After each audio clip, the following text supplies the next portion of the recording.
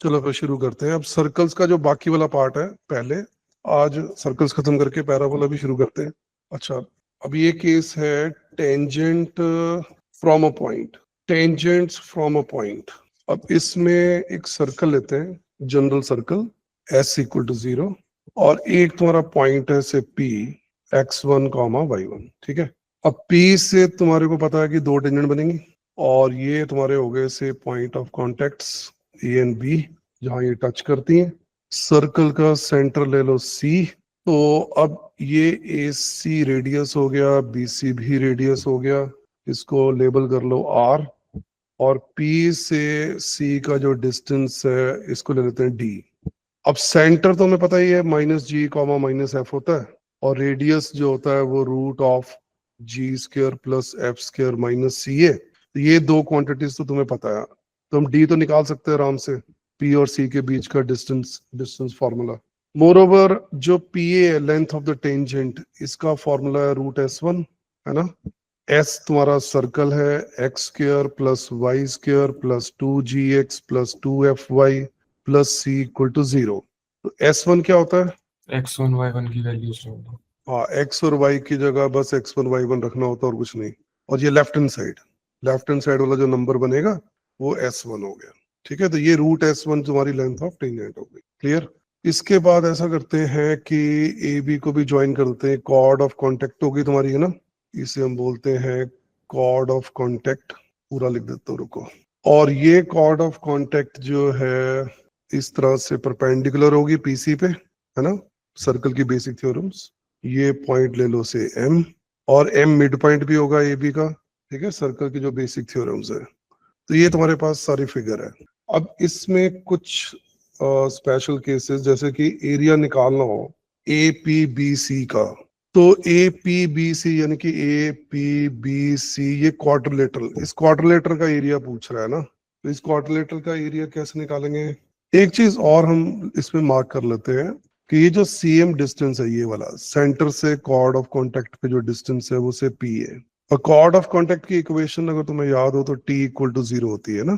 Cord of contact की equation T equal to 0, ठीक है। तो ये तुम्हारे पास फिगर है, ये सारा सेटअप है।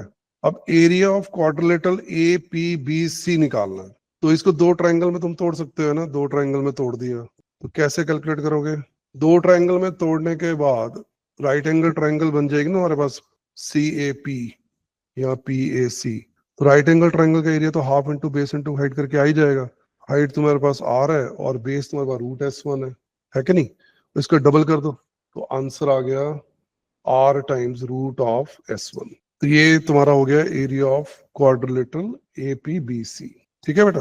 फिर area of triangle A C B चाहिए। Area of triangle A C B, ये ऊपर वाले जो ट्राइंगल दिख रही है ना सेंटर और ए बी के साथ, इसका एरिया सोचो क्या होगा, बताओ।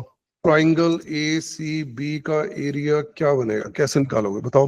Half into p into under root of r square minus p square. Yes exactly. इसमें जो एम है ये देखो ना, ये वाला एरिया निकालना ना, इसका डबल ही करना ना।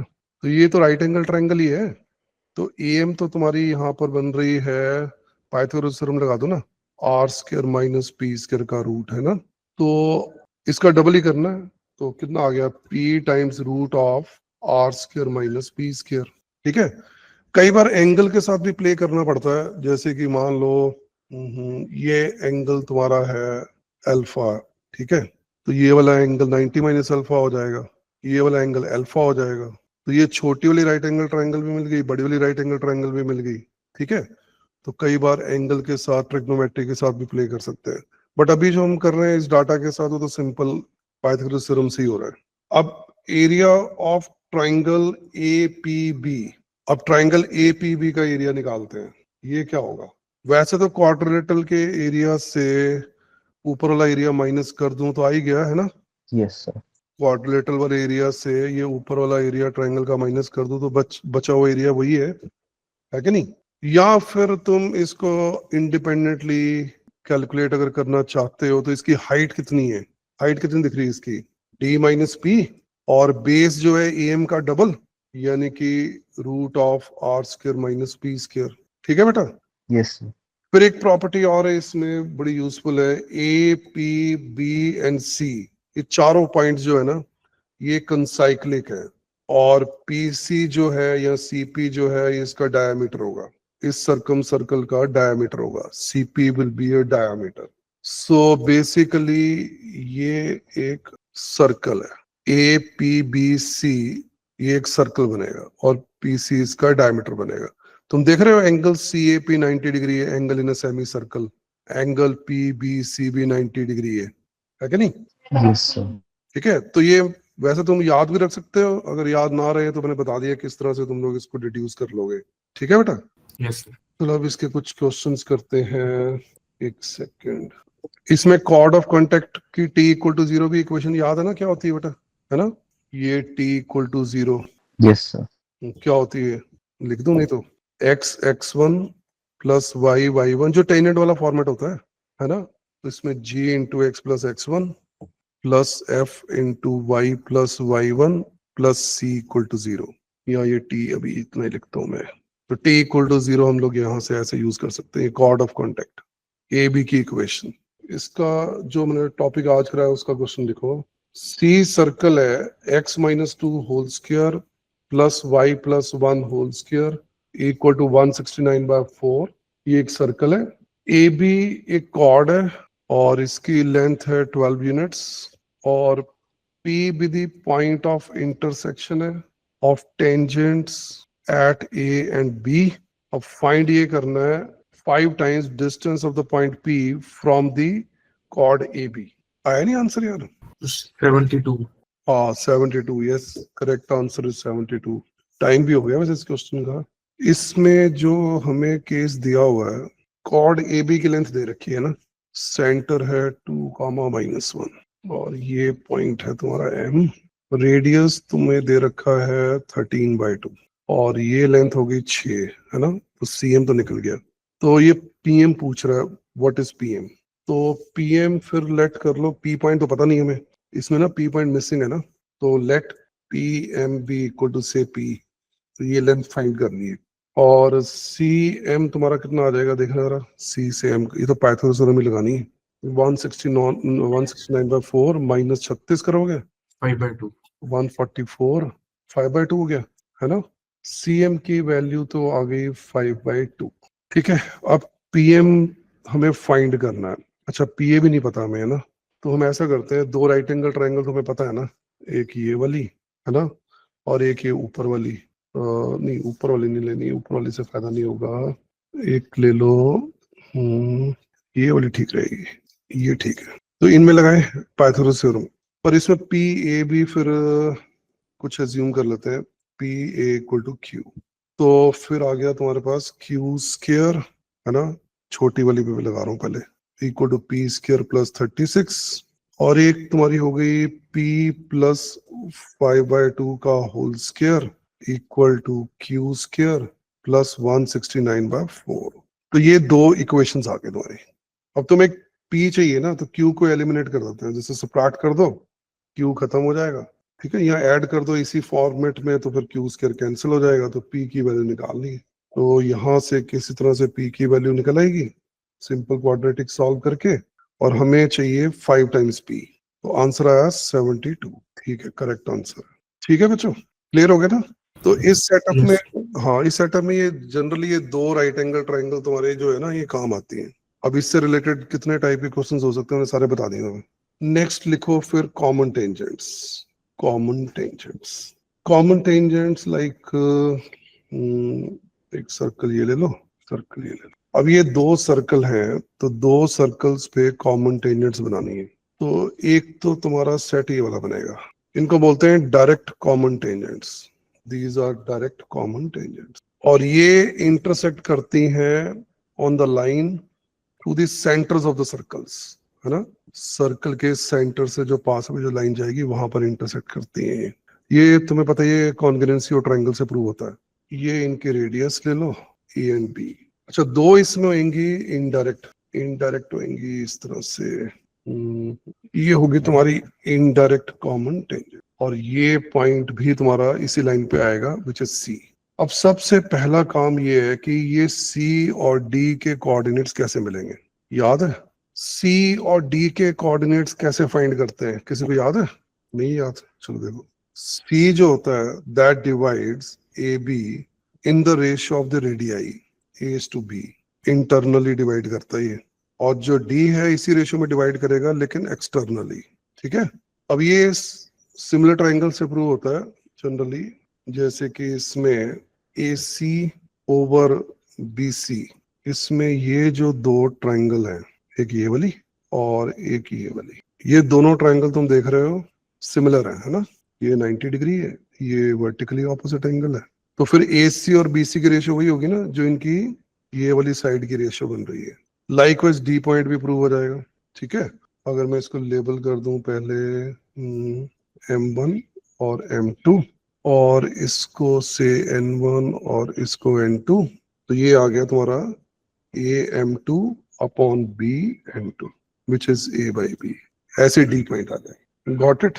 अब Yes, उसके हाँ, उसके बाद अब तुम्हें निकालनी है इक्वेशंस, मतलब डायरेक्ट कॉमन टेंजेंट की इक्वेशंस और इनडायरेक्ट कॉमन टेंजेंट की इक्वेशंस, मतलब ये पर्पल लाइंस और ये ब्लू लाइंस, इनकी इक्वेशंस ये कैसे निकलेंगी? देखो, अगर तुम्हारे पास सी पॉइंट या डी पॉइंट आ गया है, उससे तो हम पेयर ऑफ टेंजेंट की इक्वेशन लिख सकते हैं ना? ये मैंने ऊपर वैसे जो भी बताया था, इसमें तुम एक चीज और ऐड कर लो, नहीं तो equations of P and P B ये भी ऐड कर लो, तो याद नहीं है ना? तो P A and P B की इक्वेशंस, अगर पी पॉइंट x1 y1 है तो पी और पी बी की इक्वेशंस कैसे लिखोगे, याद नहीं है? सर स्लोप फॉर्म में पहले लिख लेंगे लाइन की इक्वेशन, फिर सेंटर से इसका डिस्टेंस। यस, पहले इस लाइन को लेट कर लो, y minus y one equal to m times x1 is x1, और सेंटर से इस लाइन का डिस्टेंस इक्वल टू रेडियस कर दो।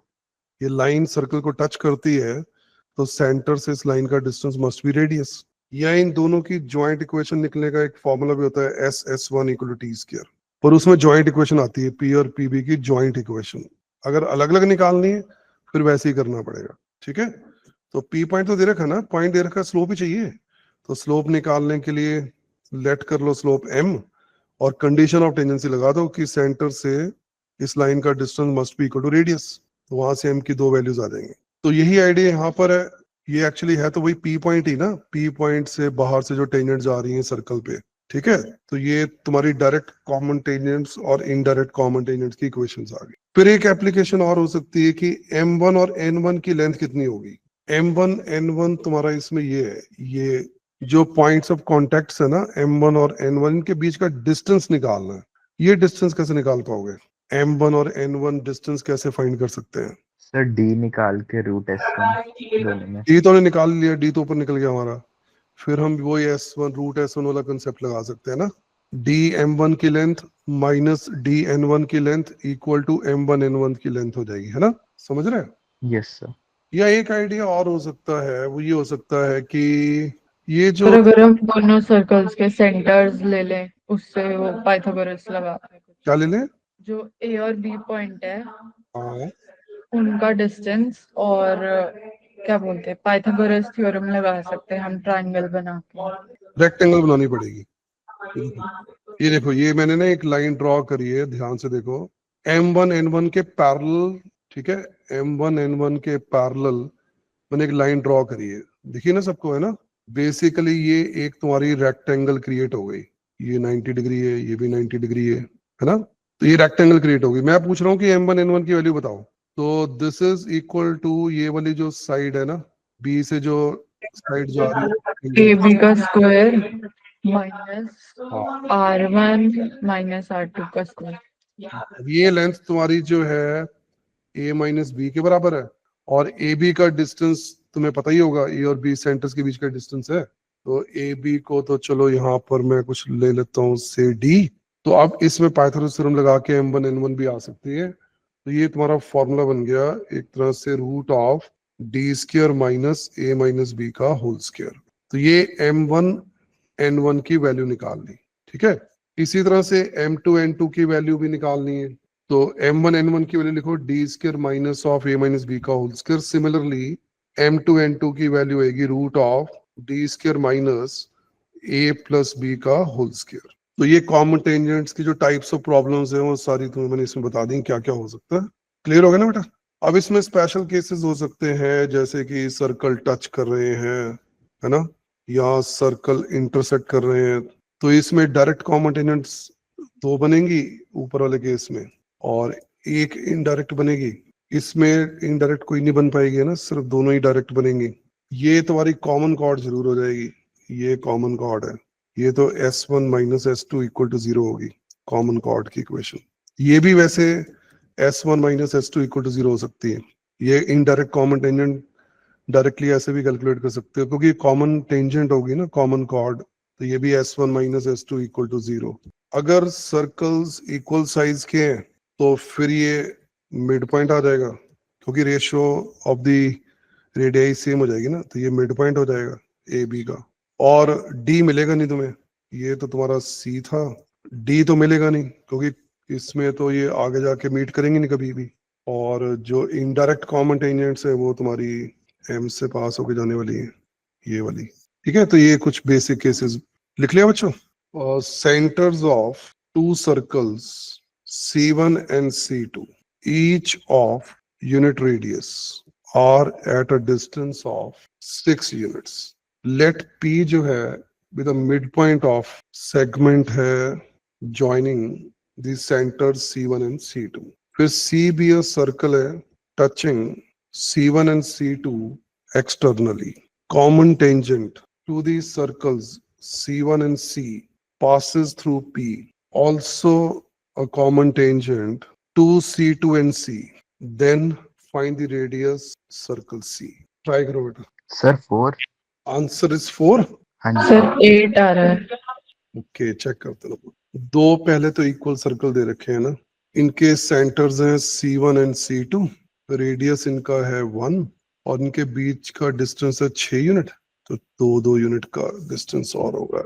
और मिड पॉइंट दे रखा है P, ये 2 और ये 2 में।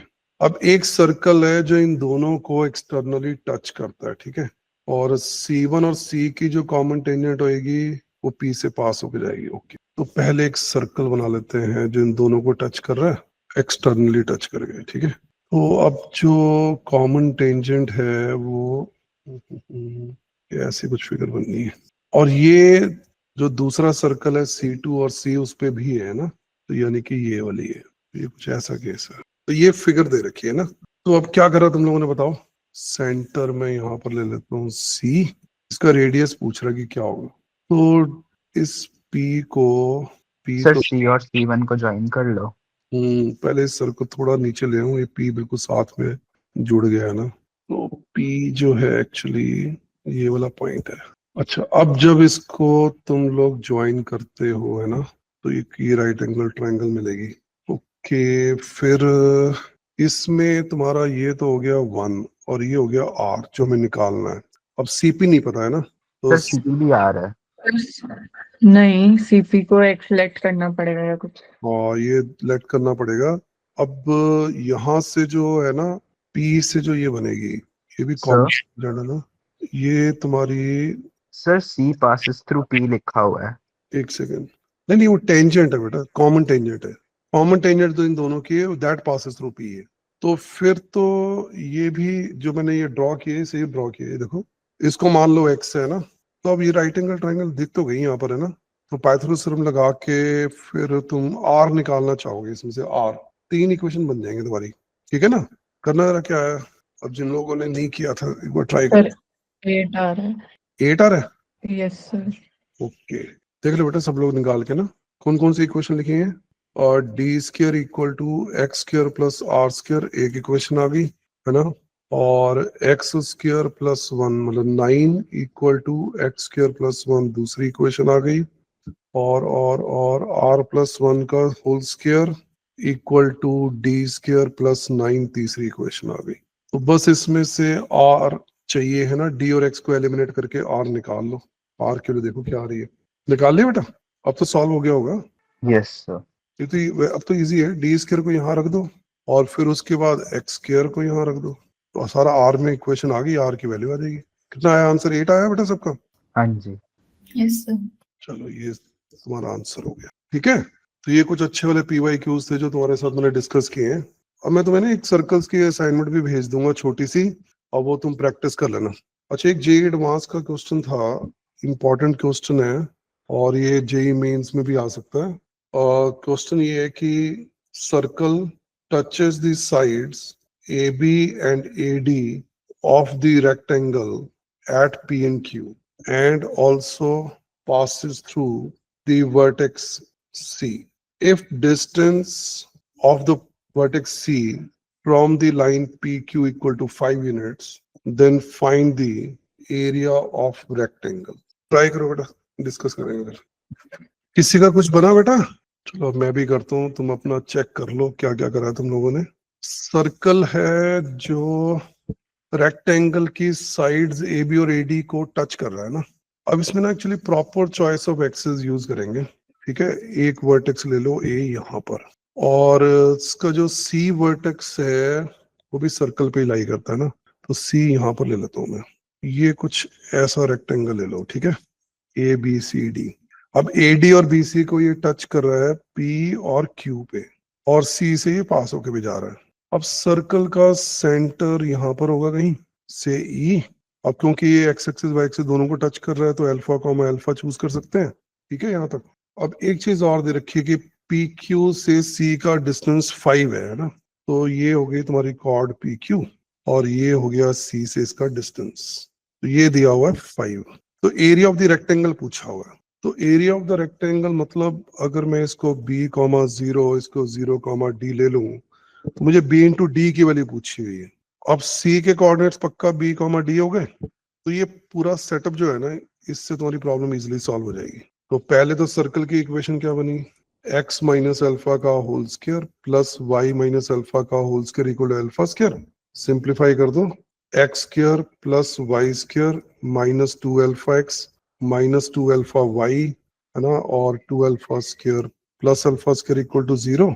ये तो है तुम्हारी सर्कल की इक्वेशन।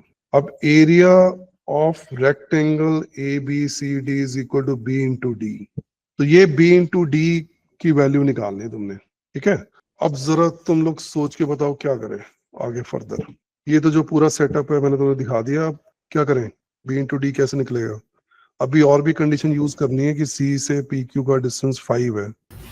PQ की इक्वेशन में PQ की इक्वेशन क्या आएगी, x प्लस 5 टू अल्फा है ना। P के कोऑर्डिनेट्स अल्फा कॉमा 0 है, Q के 0 कॉमा अल्फा है ना, वो तो इस सेटअप से दिख ही रहा है। ओके, फिर डिस्टेंस फॉर्मूला लगा दूं, B कॉमा D से, यानी कि B plus D minus alpha का mod upon root of 2 is equal to 5। तो modulus of B plus D minus alpha equal to 5 root 2। Okay, अब B इंटू D कैसे निकलेगा, सिर्फ P और D को सर्कल की इक्वेशन पे सेटिस्फाई करके फिर इसका होल स्क्वायर लिया। एग्जैक्टली जो C पॉइंट है ये सर्कल पे लाई भी तो करता है, ये भी तो एक कंडीशन हिडन है। तो ऑल्सो इसको मैं ना 1 मार्क करता हूँ, इसको 2। Also B square plus D square minus 2 alpha B minus 2 alpha D plus alpha square equal to 0 है ना। C lies on the circle E। Okay, अब ये समझ लो, चलो तीसरी कंडीशन आ गई। अब आगे गोल है हमारा B इंटू D निकलना चाहिए। सर सेकंड इक्वेशन का होल स्क्वायर कर दो। यस एग्जैक्टली, देखो ये टर्म्स कैसे चाहिए, B स्क्वायर चाहिए, D स्क्वायर चाहिए, 2 अल्फा B 2 अल्फा D, तो इसको स्क्वायरिंग कर दो आ जाएंगे। तो सेकंड वाले को स्क्वायरिंग कर देते हैं, तो B square plus D square plus alpha square plus 2BD minus 2B alpha minus 2D alpha और इक्वल टू 50। तो देखो आ गया ना B इंटू D, ठीक है। समझ गए सब लोग बेटा? Yes sir. तो इतना मुश्किल नहीं था, बस ये था कि यार फिगर कैसे बननी है ना। तो अगर हमने प्रॉपर सेटअप ले लिया फिर तो ये अलजेब्रिकली भी हैंडल हो जाएगा। चलो मैंने तुम्हें सारी वैरायटी ऑलमोस्ट कराई दी है।